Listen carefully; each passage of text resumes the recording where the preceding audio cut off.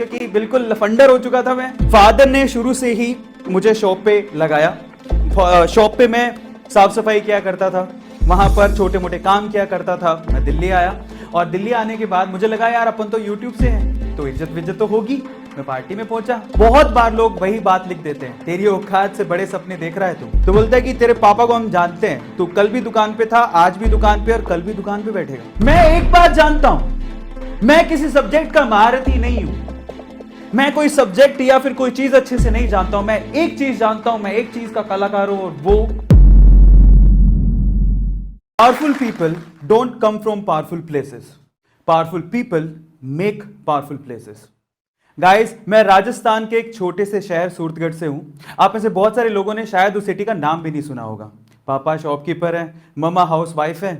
बचपन से ही नॉर्मल छोटे छोटे से सपने देखे थे। मुझे आज भी याद है कि जब मैं स्कूल से आके अपने पापा के लिए टिफिन लेके जाया करता था, तो जब मैं शॉप पे पहुंचता था और पापा को काउंटर के उस तरफ बैठा हुआ पाता था, तो मुझे लगता था कि ये साम्राज्य मुझे कब मिलेगा। मतलब मेरे लिए वही एक माहेशमती का साम्राज्य था और इतना ही बड़ा सपना देखा था। छोटी सिटी थी, इससे ज्यादा सपने कभी दिमाग में आते ही नहीं थे, क्योंकि सपने बड़े तब देखे जाते हैं जब माहौल ऐसा हो। तो सवाल ये उठता है कि इतने सिंपल सादे छोटे से सपने देखने वाला आज यहां तक कैसे पहुंच गया। दो यूट्यूब के चैनल, जिसमें से एक यूट्यूब चैनल 2 मिलियन, दूसरा यूट्यूब चैनल 4 मिलियन। पर सवाल यह उठता है कि वो लड़का जो इतने सादे सिंपल ख्वाब देखता था, जो सोचता था कि पापा के शो पे बैठने को मिल जाए, वो यहां तक कैसे पहुंच गया। ऐसा कोई सोशल मीडिया प्लेटफॉर्म नहीं है जहां पर A2 मोटिवेशन या फिर अरविंद अरोड़ा के वीडियोस पहुंचे ना हो। आज मैं आपको बताने वाला हूं मेरी स्टोरी में कि मैं यहां तक कैसे पहुंचा। आप जानना चाहते हैं? उसके पीछे का रीजन है लोग। उसके पीछे का रीजन है जब लोग आप पे शक करते हैं, आपकी कैपेबिलिटी पे शक करते हैं और बोलते हैं कि तेरी औकात इतनी है। जब बात औकात पे आती है ना, तो इंसान कुछ भी कर जाता है। तो चलो शुरू करते हैं मेरी स्टोरी को।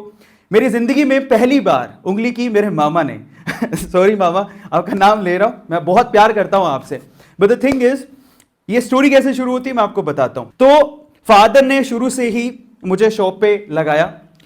शॉप पे मैं साफ सफाई किया करता था, वहां पर छोटे मोटे काम किया करता था। अब बेसिकली हुआ कुछ यूं कि मैं 2 या 3 साल से लगातार शॉप पे जा रहा था। तो एक बार मैं मेरी मम्मा के साथ ननिहाल गए, और जब ननिहाल में बैठे हुए थे तो ऐसी बात चलते चलते नानी ने पूछ लिया कि भाई तू क्या करेगा। तो उस टाइम पे मामा ने कहा कि ये तो दुकान ही बैठेगा और कहां जाएगा।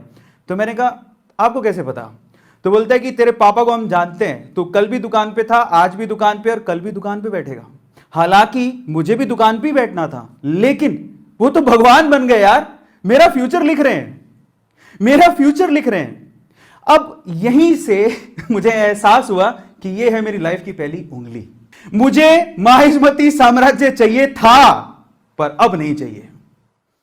अब मैंने सोच लिया था कि मैं वापस आऊंगा, पढ़ाई करूंगा, दुकान गई तेल लेने, अब मुझे मेहनत करनी है और मेरे मामा को गलत प्रूफ करना है। पहली उंगली वाली स्टोरी खत्म होती है। मैं बाहर जाने को तैयार था, मेरे मामा को मैं गलत प्रूफ करने को तैयार था। अब होती है दूसरी उंगली, वो मेरे पापा ने की। I am sorry dad, I respect you a lot, but the thing is, अब दूसरी उंगली की कहानी सुनिए। एक्चुअली हुआ कुछ यूं कि मेरा सिलेक्शन हो गया, मुझे बाहर जाना था और मेरे मामा को गलत प्रूफ करना था। लेकिन फादर, अब इनको भी तो मनाना था, फीस कौन भरता। वहां से फादर ने बोला ठीक है, पर बहुत रूडली उन्होंने हाँ भर दी। पर उन्होंने बोला कि मेरे पास पैसे नहीं है तेरे फीस देने के, बहुत ज़्यादा फीस है, मेरे पास पैसे नहीं है। और एक्चुअली उनकी सिचुएशन भी ठीक थी, उनको लोन वोन लेना पसंद नहीं था और 2 बहनें थी, उनकी शादियां करनी थी। तो इन दैट केस यार वो इतनी फीस मेरे लिए, वो भी उनको लगता था कि इंजीनियरिंग का कोई फ्यूचर ही नहीं है, वो कैसे भरते हैं। सो मैंने कहा ठीक है, उसको भी मैं कुछ जुगाड़ करता हूँ। मेरे भैया हैं, उनके सजेशन के बाद मैंने एक एजुकेशन लोन लिया, और एजुकेशन लोन लेने के बाद चेक मुझे मिला मेरी पहली फीस का, और जिस रात को मुझे जाना था उस बस की टिकट भी थी मेरे हाथ में। तो अब ये जो इंसिडेंट है बेसिकली मेरे फादर की उंगली करने का है। तब हुआ कुछ यूं कि हम लोग बस स्टैंड पर खड़े हैं और मेरे फादर लगा भाई आने वाली है बस, थोड़ा और समझा लेता हूँ शायद रुक जाए। सो इन दैट केस पापा ने मुझे बहुत प्यार से बोला, जब 5 ही मिनट रह गए थे बस आने में, और मैं अपना लगेज वगेज लेके खड़ा हुआ था। पापा साथ नहीं जा रहे थे, मैं अकेले ही जा रहा था, और पहली बार जा रहा था इतने बड़े शहर जयपुर में, बहुत छोटी सी से निकल के। सो फादर बोलते कि बेटा मेरी बात सुन, बहुत प्यार से बोला, मतलब वहां पे साम और दाम छोड़े नहीं उन्होंने।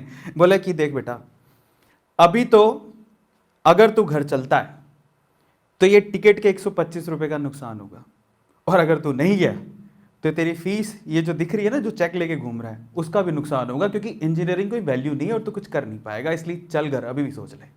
मैंने कहा ये तो मेरी लाइफ की दूसरी उंगली है अब तो उन्हें भी गलत प्रूव करना है। मैंने पापा को साफ साफ बोला, जिंदगी का मेरा डिसीजन है, गिरूंगा तो मैं आप पे ब्लेम नहीं करूंगा,